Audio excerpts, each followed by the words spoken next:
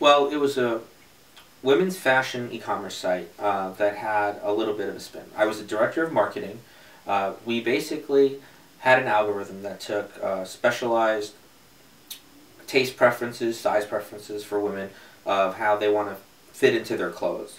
We put it into an algorithm, we picked the clothes that best matched what they wanted, and then showed them a personal shop that only had those particular items of clothing.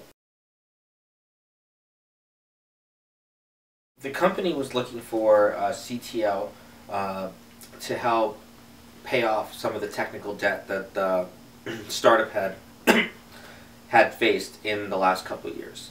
They went through multiple lead developers, and that left a lot of unanswered questions and undocumented systems.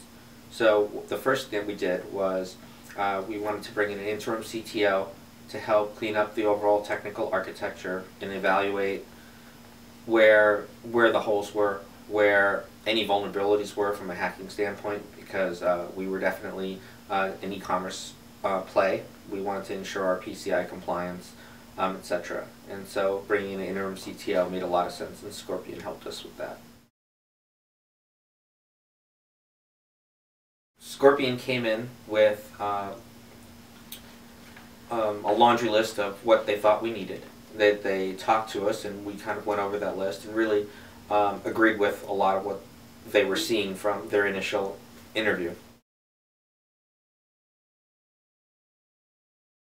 The benefit really was that they took a chaotic system that had a lot of lack of documentation and started really mapping out the entire core technical architecture and then providing recommendations on how to fix it. I think the biggest difference Scorpion had was their top talent was all basically engineers. They've been around for a long time, and they've seen a lot of engineering problems. The way that we and Scorpion both set up the agreements, Scorpion doesn't have a lock-in policy. There isn't a particular amount of hours or weeks that we have to engage them. They come in on an as-needed basis and function that way.